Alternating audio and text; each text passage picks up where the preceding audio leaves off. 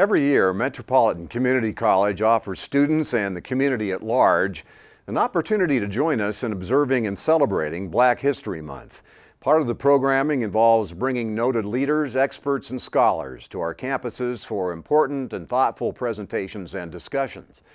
Dr. Nikita Harris was at MCC for one such event, and we'll visit with her as we explore African Americans as agents for social change. I'm Kent Pavelka, your host, and Dr. Harris joins us next on MCCTV.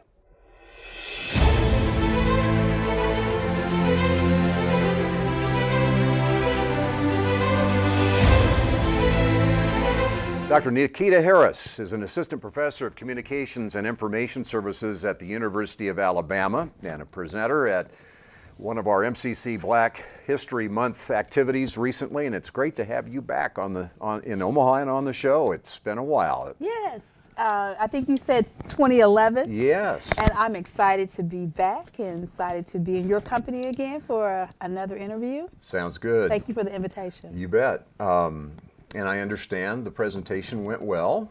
Yes, that's what I hear. I heard that students stayed over, so that means that it probably went okay. They had questions and... Oh, they were very engaging. Had a very engaging audience. I appreciate. That's great. I appreciate them. Well, let's begin as we did back in 2011 with a little background about you. Where have you been since 2011? Let's start there. Yeah, I had to think about that. I think I was teaching at Auburn University, and I briefly for a year, I went to Houston, Texas, and I took on an interim chair position at Texas Southern University for their School of Communication. And I had previously taught for several years at Columbus State University in Columbus, Georgia. And upon leaving, I had written a grant with the Next Generation Learning Grant that is funded through the Bill and Melinda Gates Foundation. And it was approved. And so Columbus State, they asked me would I return to build an online, kind of one of the first of its kind in the country, the first in the University of Georgia system, a 3-year degree program, and the whole purpose was to kind of fast track students and veterans who had started school but had not completed, and that they would leave with a degree within 3 years with a focus in communication and civic leadership. And so I could not pass up that opportunity, and I went back to build and start that program. Well, I want to go back before that. As I was looking at my notes from our previous conversation, you have a connection with Nebraska. You did some of your postgraduate work I here, did. right? I did in 1996, 97. I was a graduate student in the Department of Communication Studies at University of Nebraska-Lincoln. At that time, my area was interpersonal. Later on, I focused and I received my PhD in organizational communication. But yes, I did some postgraduate work at UNL. I'm kind of jumping all over the place, but let's go back even further. You're not from Nebraska. I'm not. I am originally from North Texas, Fort Worth, Texas.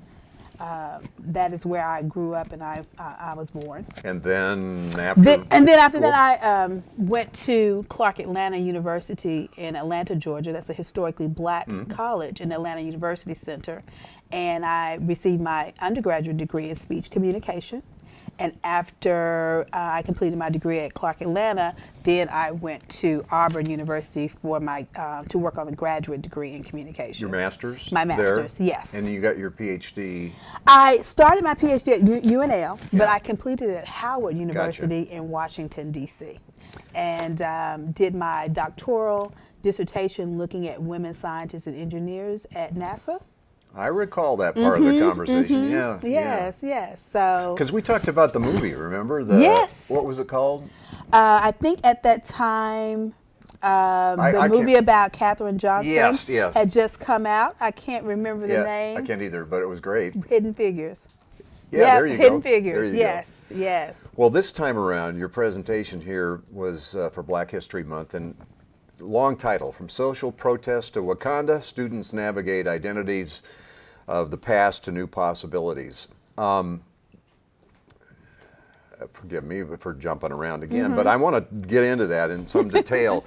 But I'm curious what your take is on, you were here for Black History Month, what your take is on how Black History Month and Black history is observed now compared to, in educational terms, compared to the past. It depends on, I really think it depends on the institution. That is one of the things that I really commend Metropolitan Community College in being very consistent with top quality programming in observance of Black History Month. It is very meaningful and needed in higher education. A lot of my presentation today was in order for students to move forward and to create new possibilities of navigating who they are in higher education, they have to know about their past. They have to know their past history. So it is important, and I think because there's so much that goes on in history, it allows us this opportunity in this space to kind of focus on the contributions that African Americans have made to this nation. But although it's about Black Americans and Black citizens, it's everybody's history. You bet. It's everybody's history. So yes, so I was excited to come back and kind of talk about my presentation that kind of focused on social protests over the years historically. But what I wanted to do with that presentation was give the students an inside understanding of what that looked like over the years, so that they can move forward and not repeat some of the same things, and take those lessons, historical lessons, and move forward. Yeah, that's there's a lot there to talk about. I'm curious, though. One narrative suggests that Black history ought to be taught in a context unto its own, versus integrated with all of American history. Or, I mean, what do you think?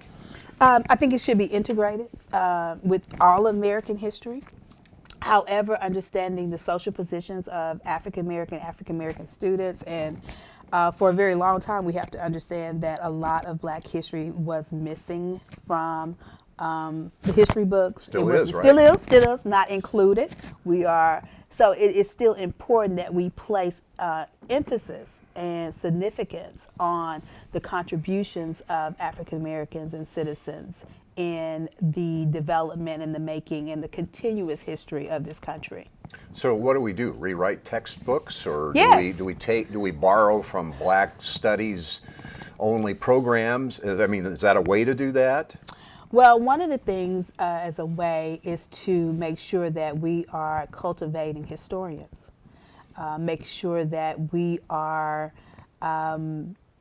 developing students to go into history as a study and a discipline, and making sure that they are focused and they have an interest in things that are related to just not only Black history, but other areas that have not been researched or written about in history books. So it comes from developing people to become historians, to love history, to be a student, a real student, a scholar of history.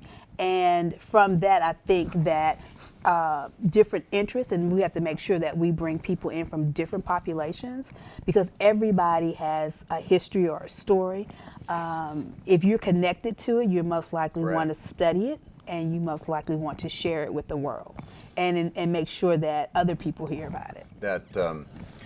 That rewriting of history, that's how it occurs, right? By people being interested in history and rewriting it. But you're talking about more Black African Americans Correct. getting into that, and as a result, there's a rewriting of American history. Right, but I have taught at universities, several universities, and some of the most prolific scholars in those departments have not only been African American, they have been others that just had an interest, whether it was civil rights, or whether it was social protest, or whether it was a particular historical figure. So anybody Sure. can be a study history in any area or topic. But one of the things that we have to do is foster people to want to know about their history. What's missing in in Black history right now? In the mainstream, what are people ignorant about? Well, I think students today, a lot of my millennials, I was sharing a story at lunch prior to coming here, and I had a student come into my office while I was working on my PowerPoint presentation, and I had a quote by Mae Jemison, the astronaut. And I asked the student, he asked me, he's very nice, he asked me if he could help me in any way. I said, well, I need a picture to put, I want to put Mae Jemison, her picture on my, the first Black female astronaut on my PowerPoint. Mm-hmm. Can you go find it for me? He said, Mae Jemison. Who's that? Who's that? Yeah. I don't know who that is. And I said, she was the first, born in 1957 in Decatur, Alabama, and went on to med school and went on to the Peace Corps. And when she came back, she said, I'm going to apply for this astronaut program, okay? And she did, and she was accepted out of 2,000 applicants. And so she went on and she became our first African-American female astronaut. So I said, go do some research on her and then, send me her picture and we'll talk about it later. Well, he sent me the picture. When I got the picture, it was of Stephanie Wilson. How'd that happen? It was of who is also an African-American astronaut, but it wasn't Mae Jemison, right? Was it incorrectly labeled on the internet? I don't know, but Yeah. the funny thing about it is she had on an astronaut outfit and a big patch that says Stephanie Wilson. Oh, well. Right. But the thing about it is that he didn't know it. Even when you saw the picture, he couldn't even recognize that it wasn't Mae Jemison. Yeah. He just had never heard of her, didn't know anything about her accomplishments. And so sometimes we hear about people, and then if we go do a research and we read, oh yeah, I remember, but there was nothing. So that tells me and lets me know that we have a group of students today that we are looking at as future leaders. We are looking for them to do some amazing things. And what we know about leadership and moving people forward is that you have to understand history. You have to understand where you have come from. Mm-hmm. And that right there said, I need to be doing this presentation because I'm sure that there are other students here at Metropolitan or adults, faculty, staff, that don't know who she is. And I need to bring some awareness in terms of her significance in Sure. American history. Yeah. Yeah. Thank God for Google, right? And the Right, internet. I mean, right. that was an impediment to so many things in terms of information and not just relative to Black history. But Right. just, it's all there for us now. Yes. And it also shows that even though we have social media, we have to still teach students how to use it, how to be very critical consumers of it. You bet. Yeah, you can't believe everything. Yes. And to do not one search, but a couple, to just Yeah. make sure that the information is consistent, that you're getting it from reliable sources.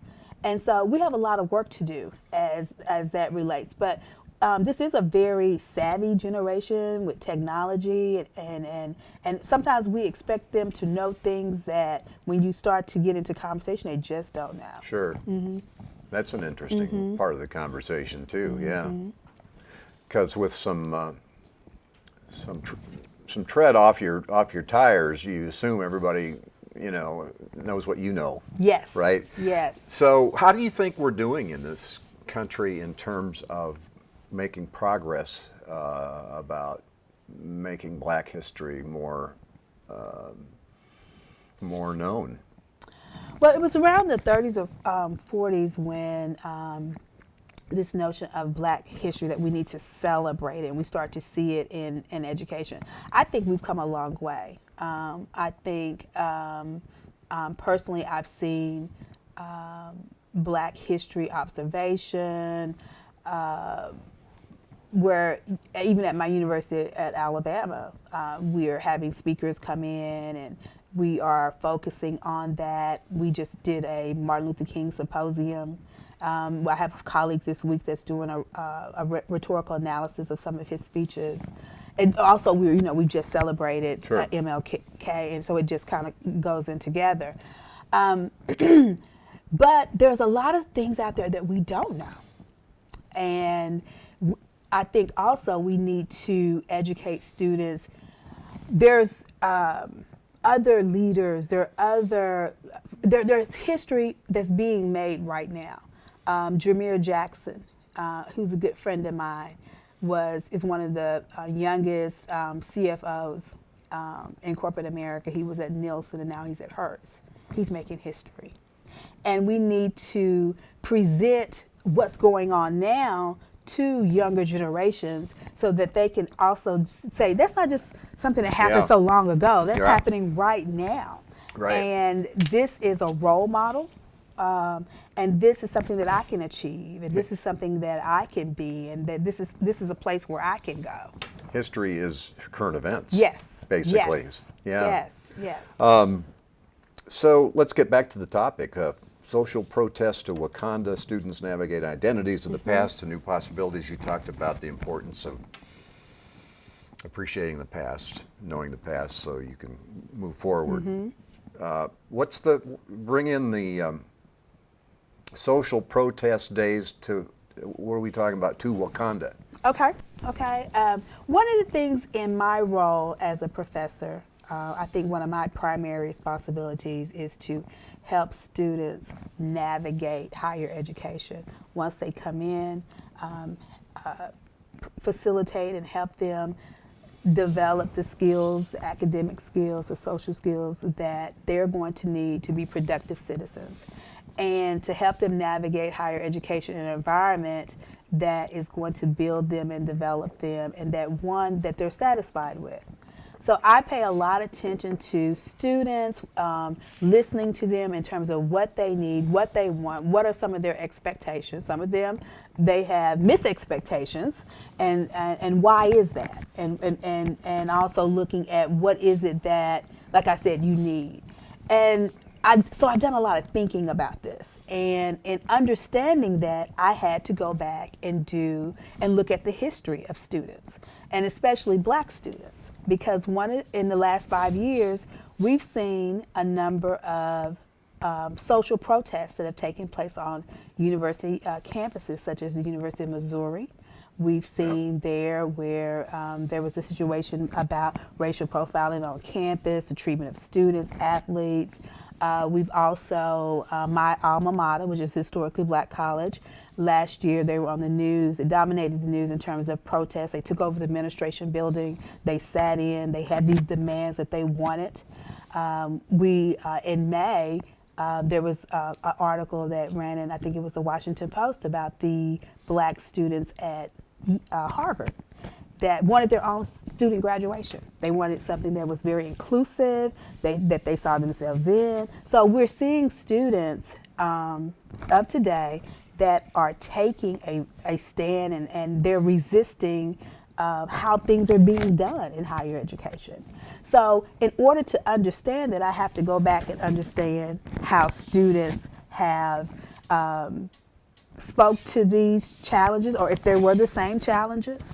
And one of the things that I found out are the challenges that students had kind of in the early part of the 20th century are the same issues, the same concerns when we talk about inclusion, when we're talking about feeling valued about the curriculum, about the environment reflecting who you are. Those are some of the same issues that students had in 1914, 1920, 1960, 1970, 1980. That's pretty depressing. You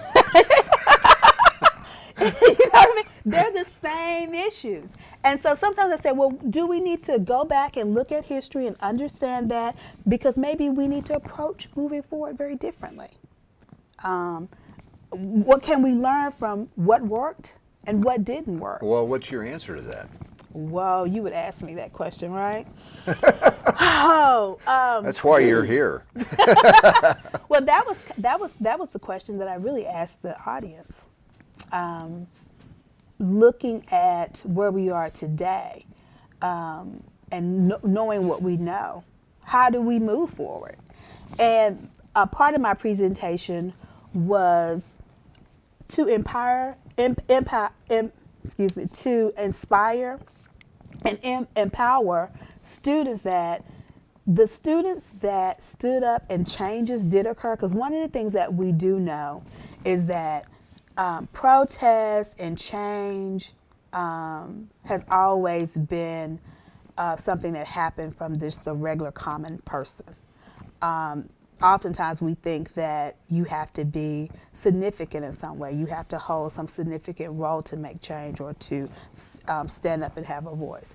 But a lot of times changes come from regular folk, ordinary folk like who they are, that said, this is what I want and this is what I want to see. And how can we move forward? How can we bring about change? And that I don't want students to sit by and just wait on someone else to come. Watch it happen as a movie or something. Yeah, because oftentimes no one comes, and it has to start within you. And I hear a lot of times students may complain about things, but what are you doing? What are you doing? What's the solution here? What are your thoughts? How can you use your voice? How can you share that with the people that do have the power and make the decisions? Feel empowered, be inspired to do that.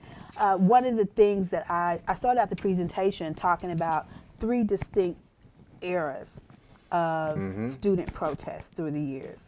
And the first one was this era that I borrowed from W.E.B. Du Bois. I call the Talented 10th era. Right. And one of the things about Du Bois in this term, the Talented 10, he believed that it was the moral, cultural, and ethical responsibility of black students during the early part of the 20th century, when you went to college or you went to an institution of higher education.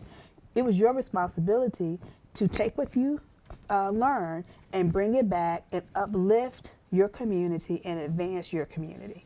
That was, and out of that, he says, out of one out of every 10% of that should go back and lift others up. That's the 10th part of it. Yeah. So the education was not seen like a lot of people look at it today. I asked the students today, why are you here? What motivates you?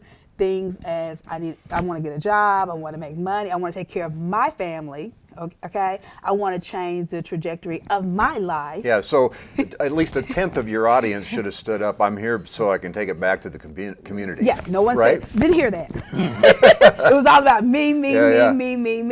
And so to get them to understand that initially, especially within the black community, students that went and took advantage of higher education, it was kind of placed upon them this responsibility to go back into their communities and uplift and build. It wasn't just a kind of an individualistic type of thing. And so, and then as you can see over the years, it's kind of changed from a collectivistic mindset into an individualistic mindset. So we're not doing as well in that regard as in the past. No, I think we could do a lot better. I think that we could do a lot better. And one of the students asked me, well, how can we move? How can we move from this collective, move back to this collectivistic mindset? And my thing is, we have to educate, and we have to show them the importance of the significance of using what you do, not only for you, but for the community around you. So what does that look like? I mean, so I've got my degree now. How do I do that? Well, one of the students asked me that question, and she shared with me that her aspirations was to be a teacher. What better way? And I said, have you ever heard bloom where you're planted? The what? I asked her, have you ever heard the phrase bloom where you're planted? There you go. Okay? Yeah. So education, teaching, okay? But back in the community. Right. Yeah. In the community, going back in the community, but also expressing and sharing and placing these values in your students. Okay? Sure. That it is important to give that back talk about those reasons why it's important to give back. So here you are talking to 20-year-old plus adults, and you're telling them to go back and get these people early, right? Yes, Yeah. exactly. So it's not a foreign concept. And just think if that was something that should be a value, and I think that is a part of our American value system, that we are to take care of each other and one another. So let's get back to some fundamentals of who we are. That's a motivating concept. Not new, but needs to be resurfaced. Yeah. So then another era, white ice is colder, deserve a seat era. Okay, yeah. What's that all about? Yeah. I kind of changed that up a little bit. Is white ice is colder? Because one of the things that we saw early on was that social protests usually, it comes in different forms. It can be a very quiet protest. It can be a protest where you're very vocal about whatever your concerns are. And as we saw in the earlier time period, what I'm calling the talented time period, a lot of those protests happened on a smaller scale. It may only impacted that community or that campus. But as we moved into the 1950s and beyond, one of the significant Supreme Court cases, landmark decision, was the Brown versus the Board of Topeka, which found separate being unconstitutional. Right. And then we saw an ushering of black students at that time saying, I deserve to be in traditional, predominantly white universities. I deserve a seat at the table. Gotcha. And so Deserve a seat, Eric. I deserve a seat. And the law says that I deserve a seat, okay? And so we start to see a lot of student protests during this time. We're moving into the student protests of the 60s, which is well documented, well talked about, more than those protests that were happening in smaller communities like at Oberlin, at Harvard, at Fisk and Howard, some of the historically black colleges. They had their challenges, and they had students that were also protesting for change. But we're now seeing that students have said, I deserve a seat, this is my protest, I want to be here. And when they entered those environments and those arenas, they saw that, hey, I want to see me, I want to see myself reflected in the history. The contributions that African Americans made or people that look like me is missing. I want to study black studies. I want to see black faculty. And because they were very new, and to those newcomers into that environment, those environments were very isolating, hostility. Pushback. Yep. And they wanted a safe space within those educational arenas.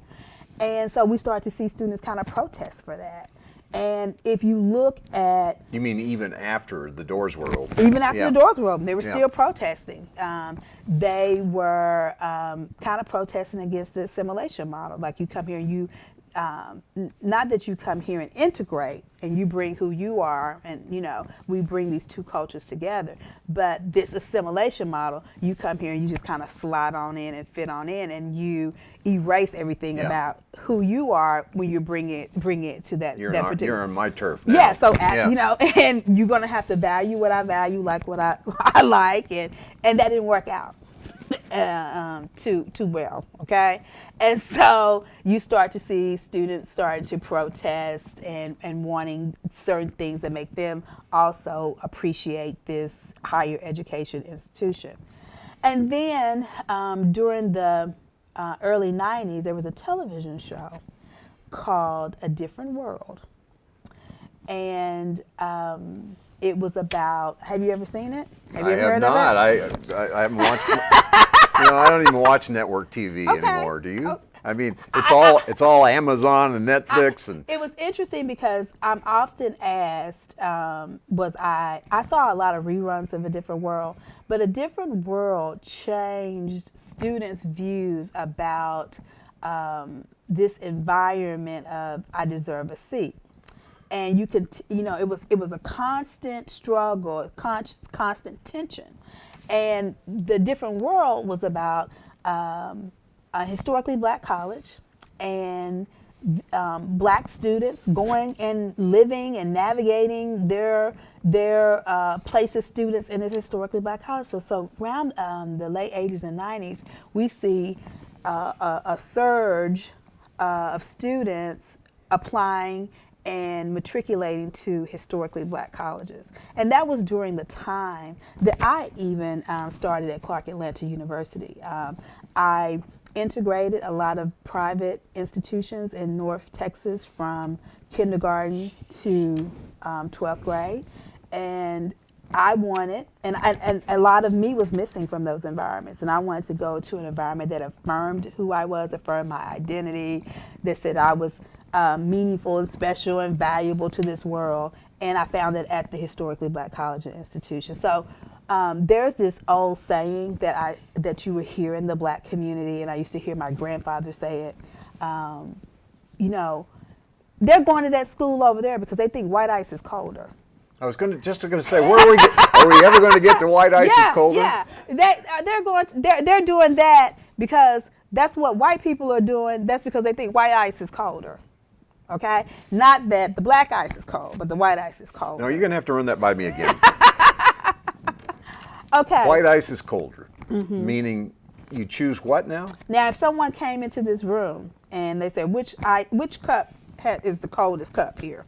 They pick yours because you represent the dominant. Colder being better. Yeah, being better. Being better. So yes. go to the integrated 4-year institution rather than the all-black. Yeah, because that's better. College. Yeah, because that's better. Right. And that grew out of colder. Yeah, it's colder. Yeah, it's colder, Yeah. right? And so black students started saying, "Well, is the white ice colder?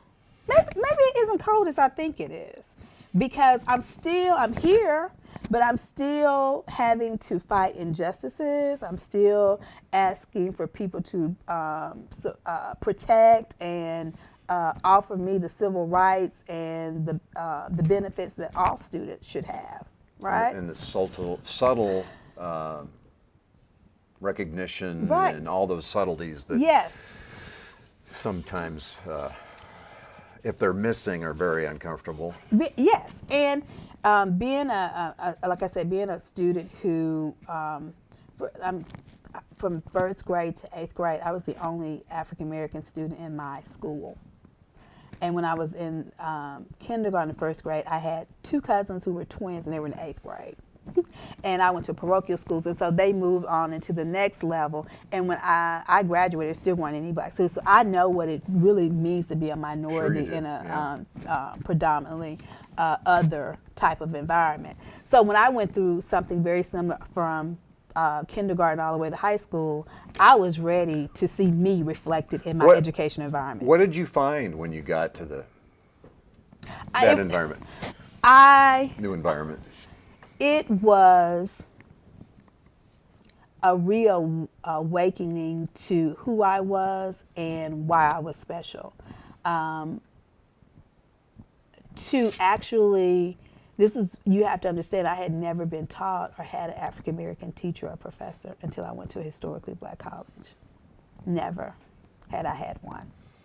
Okay? And look at me today, I am a professor. Yeah, now I am one. And I think about oftentimes if I had matriculated onto a predominantly white institution, would I be a professor today? I'm not sure if I would be. But when I went to Clark Atlanta and I was sitting in a classroom with women and men that looked like me, I was like, this is cool. Damn. You know what I mean? This is great. I never had this experience before. And then they're talking about issues that really are related to me. There was never a feeling of you're not as smart or you're not as great. I never had that type of feeling. I was always encouraged and motivated. And I was told that I was a scholar, and that I was told that I could get a PhD. At the time, when I was thinking about getting a PhD, we only had about 2% of African Americans. You talking about me getting a PhD? Yeah. Well, they said, well, I have one, so you could get one. So at 19 years old, I decided that I wanted to be a college professor at 19. But that's because I saw it. So when you can see And it, felt it. and I felt it, and when you can see it, is you can envision it for yourself. So I look at that. I don't know what I would be doing. I take these personality tests often, and like that relates to a career, and I always get 3 things. It's interesting. Professor comes up.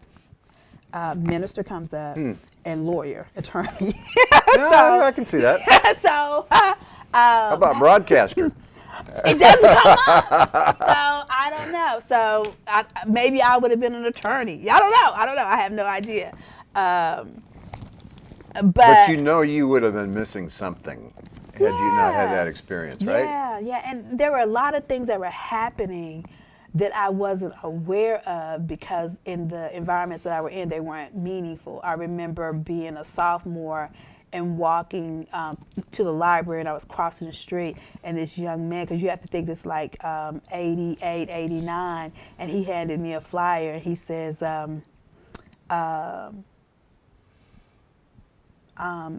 hands me a flyer, and he says, we need to support the apartheid in South America. And I was like, apartheid? And then I started like, okay, what is this? Nelson Mandela? Who is this person? And then I went to a class, and I had a professor who was actually talking about this from a global perspective. Not support apartheid, be against No, it. to be against it, to support the eradication of apartheid. And I never really had thought about people outside of my community. Now I'm thinking about citizens of South Africa. Now I know this man named Nelson Mandela and how he has, fought against apartheid, and he's jailed, and it was like free Mandela, and I was like, what?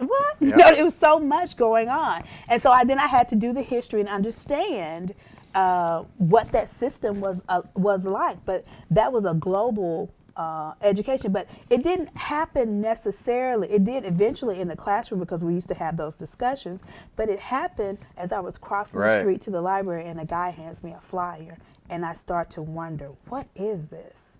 Yeah. Then I start to research. Probably wouldn't have happened I don't think it would happen at dear old University. Nebraska. No. And so those types of things happen in that environment that was very connected to who I was, and I began to learn, and it was very, very interesting because I had grandparents and parents who very much valued history.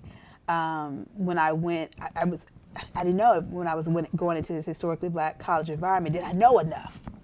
Because I had been in these predominantly other environments for so long. But I found that. Did you find other students? Yeah, and there were students that had been in predominantly black environments in high schools, okay, and that came there did not know as much history as I did, okay, because it wasn't in those high schools. One of the things that I talked about early on, because the rise of historically black colleges came in terms of the late 1800s to the 90s. You start to see, we have like a 99 now, but at one time we had 150. They began to develop and grow during that period. But they also, you had a lot of student protests that happened because the administration and pretty much the faculty was predominantly white. And some of their at the historically black colleges, so they brought some of their models for education into this environment, okay? And and students protested against that. They still wanted to see themselves reflected, but it was a model of what faculty and administrators had in their institutions. So so you saw that either, although they had been in predominantly black high schools, it doesn't mean that black history is being taught. It doesn't mean that this value of blackness is being placed in that environment, because you have to look at who the leaders are. You have to look at the structure of the organization and the environment. Just look at the teachers. Right, exactly. So it just occurs to me that the ultimate irony to all this is that, well, not to all this, but to this part of the discussion, is that while on one hand, you know, we see history replete with examples of segregation, and that's not good, that in a way we're talking about it is very good to be in an all-black historical university. Isn't that an irony? Yes. I think because of the history of this nation and where we are socially, and when we look at the structures, and I was talking about the gatekeepers, there is still a, you know, this idea of post-racial, you know. We're all over it. You know, when Obama came, we're post-racial. We now have Everything's great. Everything's great, and we've learned that everything isn't that great, right? We still are plagued with discrimination and biases and prejudice and different things of that nature that is a result of racism, and so sometimes it is good to be in an environment, especially when you're in a larger environment that can be oppressive, to what we like to say, you know, back in the day, say, send your child to a historical, to build them up, to get them ready for the world, because they're going to encounter racism, they're going to encounter prejudice, but if they know who they are and they are comfortable with who they are, and they understand that those negative stereotypes out in the world is not a reflection of who they are, because they know who they are, they can best navigate in those environments. And I think that is what Clark Atlanta and Howard University did for me. They did. They took all of that that miseducation of who I thought I was by looking through somebody else's lens. They said, you know, this is who you are. You're powerful. You're smart. You can make change. You can be a college professor. You can achieve a PhD. Now go do it. So in the end, where do you come down now on? I mean, you can't advocate for everybody to go to an all-black historic. No, you can't, because there are only, I believe, 99 of them out of the 5,000 total. You cannot advocate for everyone, and I am an advocate. I love to mentor students, all students, but I understand the challenges that black students often have in predominantly white institutions, and that's why I have committed myself to being in those For you're institutions. at Alabama? Yeah, that's why I'm at the University of Alabama. So what? I'm sorry. I had so many millions of questions. It's so great. Because one of the questions I asked the audience today, and I said, well, we historically see from the early 1900s to even today, a couple years ago, some of the student protests. One of the number one things on this list is we want black faculty and professors and instructors. Historically, that has been the concern for black students in higher education. And so I said, black professors, I asked the question, what's the percentage do you think they make up of the professoriate? Somebody said 30, somebody said 40, and then it even went a little higher. At Alabama? No, just throughout nationwide. And it's actually 6%. It is. Exactly. 6%. 6%. And here we are 50 years later after integration, and black professors only make up 6% of the professoriate. And if, I don't even know, what is the demographic reality in the country now? I'm not talking about professors in college, but what's the black Like 13. 13%. You talk, yeah. Yeah. Yep. So, a lot of students, especially millennials, when they're advocating for these changes, they want them to happen overnight. Hello. Yeah. And so, one of the things I believe that grew out of that particular call for action in terms of diversifying the faculty, you start to see a number of pipeline programs start to develop, and you especially see these programs developed in predominantly white institutions, because even at Alabama, and I tell people this even when I was at Columbus State, which is a predominantly white institution, the black faculty that probably 70% of the black faculty, and I think I could say at least half of the black faculty, we all come from historically black colleges and universities. Interesting. Very interesting. So what's the pipeline? Okay, we need more black faculty, so we're going to recruit. Expedited. We're going to seek out people who want to go into these professions. We're going to provide mentorship to them as they move along in this process. I was a part of, I guess you would say, a pipeline program at Auburn University at that time. They had a situation or incident with one of the fraternities on campus. They were doing the old Southern Day type parade, and the Black Student Union did not want them because they felt like, what this parade represented was this old Southern racist type of tradition. And the students got into it. We've got blackface in the news today. Right. So it was kind of that type of situation where the fraternity, they were, dressing up as slave and kind of celebrating this antebellum type of era. And there was a conflict that happened, and it made national news. Auburn's not too far from CNN, so it was everywhere. And the NAACP came in, and there were some negotiations on the table. I did not know this as a student, but now looking back, I understand why they approached me and, are you interested in the grad program? I am. And then immediately the next week I started getting information about the graduate program and calls, like, it's all a good thing, right? Yeah, it's all a good thing.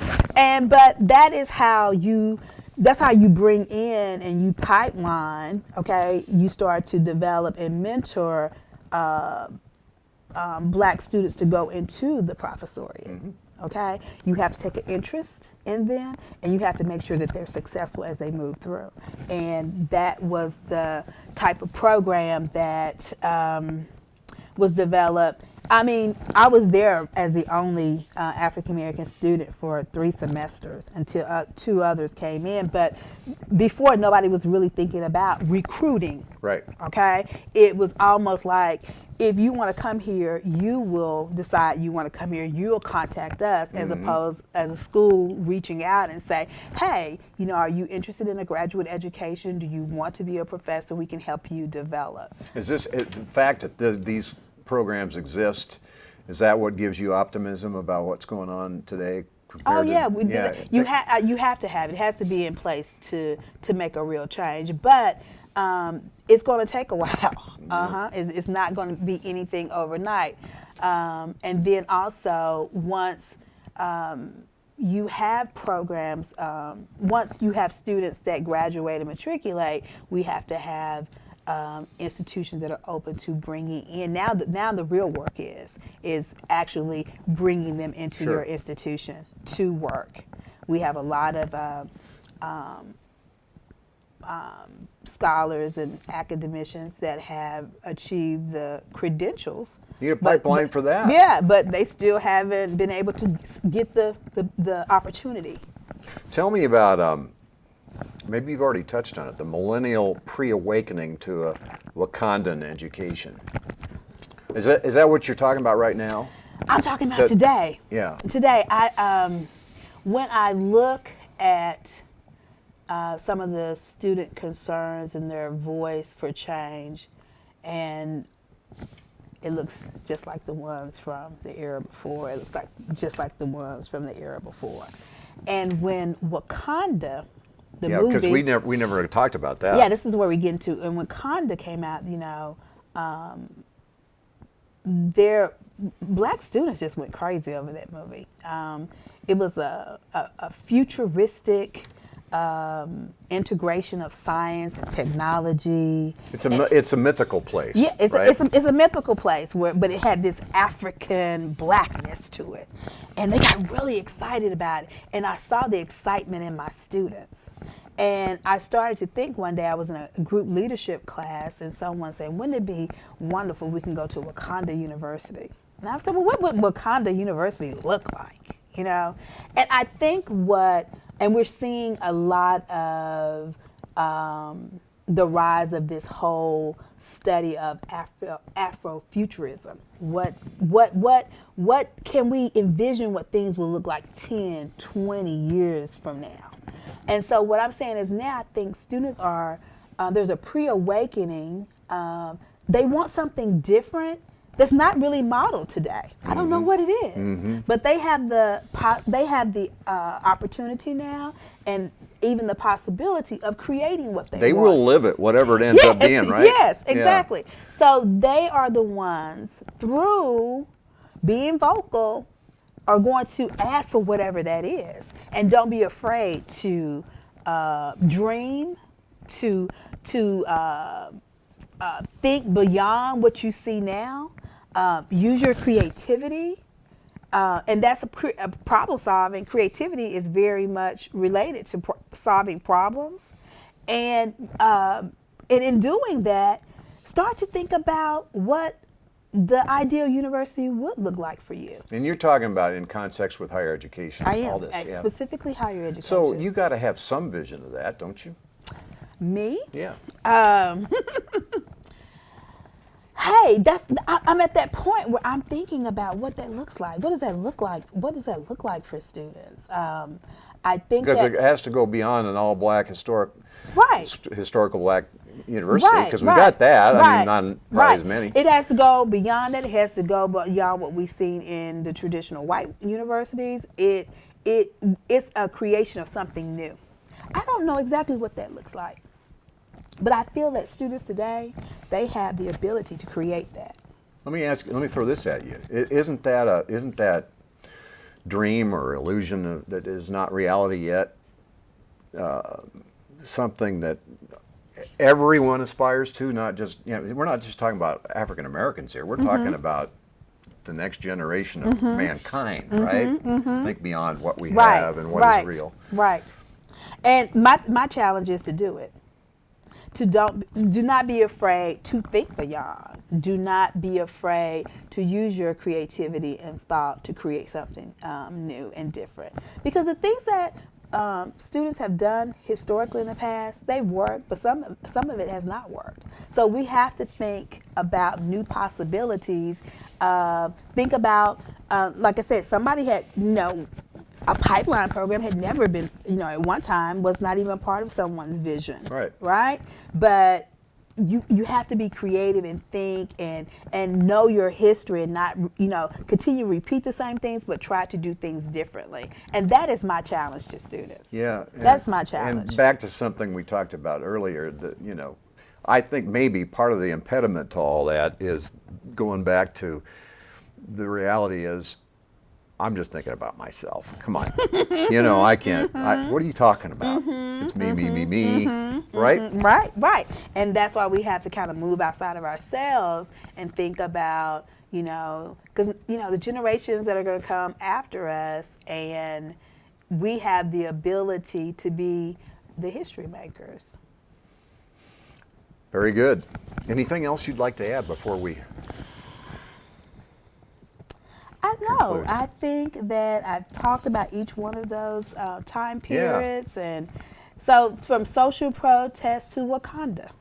I believe there's a Wakanda out there. We just have to come together, everyone, and think about what that looks like for students in higher education. No one thought 20 years ago that online education would be as big as it is today. And today I lead an online program. Yeah. You know? So we can't even imagine what the answers are. Yes, Can we? yes. But be willing to sit and be willing to think about it, be critical, know that that's a part of the process, and getting there is to envision, to think, and to try.